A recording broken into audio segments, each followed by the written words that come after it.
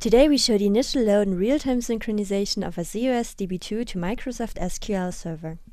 Hello and welcome to tcVision Know-How episode 11. Our starting position is a DB2 table with 50,000 items. Our goal is to load these into the MS SQL Server and to replicate them in real time. Our demo environment consists of ZOS 2.1 with DB2 v11 and our MS SQL Server. Of course, tcVision is installed and connected. These are our two components, the mainframe and the server. The tcVision repository is on the SQL Server. We use the import function to create the metadata. We need an input, an output, and a replication between them. Our output target is of course the MS SQL Server. The DB2 in the mainframe is the source from which we get the structure information.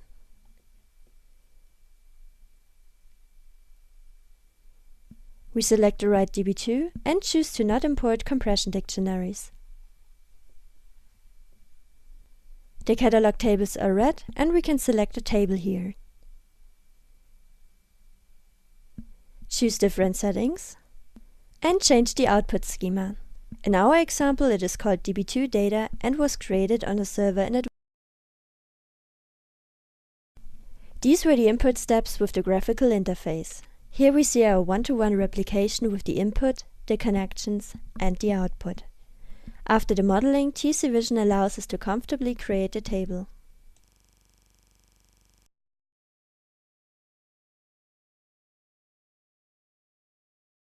We use a DB2 image copy as starting point for our initial load.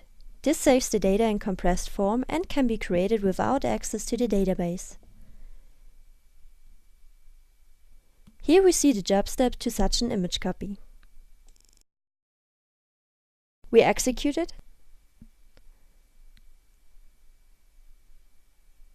and it worked.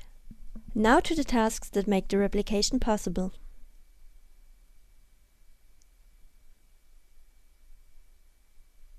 First, we define the sender on the mainframe. This sender executes a bulk transfer. The source of the bulk transfer is a DB2 image copy.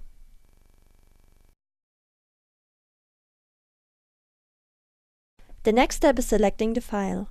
This can be skipped if the file name of the image copy is transferred via the parameter of a job step, for example.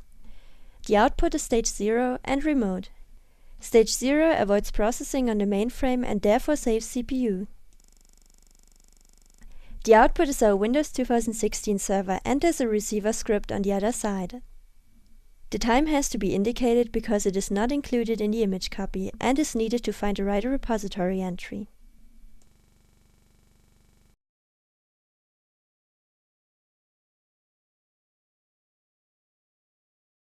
Now the transfer is started. Sender, receiver, and we check how it worked.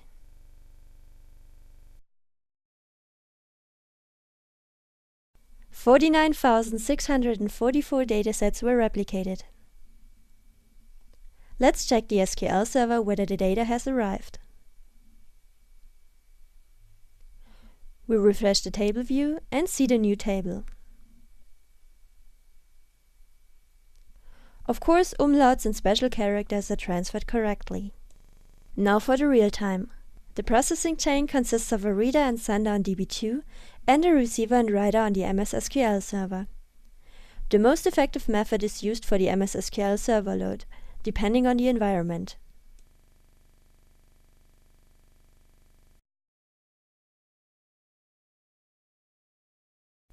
We already have the metadata, which is also used for the real-time transfer. The sender reads the DB2 via the IFI 306 interface. We select the right DB2. Here we can limit the tables and influence the readout through various flags.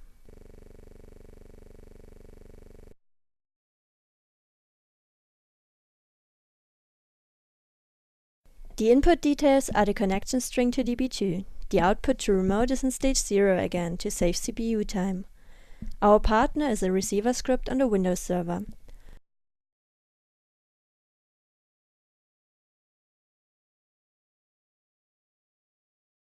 We can look at this receiver script here.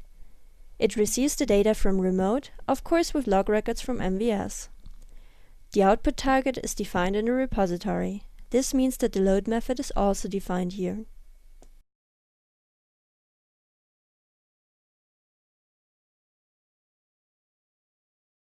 That was the definition, and now we can start the real-time synchronization. There's a sender, on the other side there's a receiver, and between them there's the boundary between the two machines.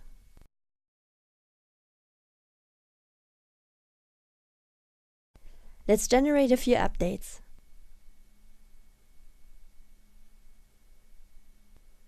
We correct the name of the first item and increase the stock of the subsequent items by 10.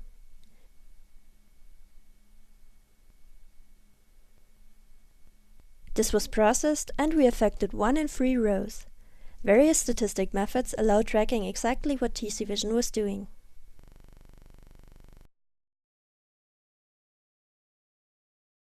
Let's look at the differences in the SQL Server. Here's the start of the table. After refreshing, the name is inserted and the stock of the 3 subsequent items is increased by 10. What did we just see? We saw that tcVision uses image copies to transfer the data for the initial load to the MS SQL Server in the most effective way. For the real-time replication, tcVision immediately sends the readout data from the IFI 306 interface to the server without processing in order to save CPU time on the mainframe. On the SQL Server, we use various methods, such as loader, text blocks, or bound parameters, depending on the corresponding environment. Quick and transparent transfer paths also secure the synchronization of cloud servers. Thank you for your attention.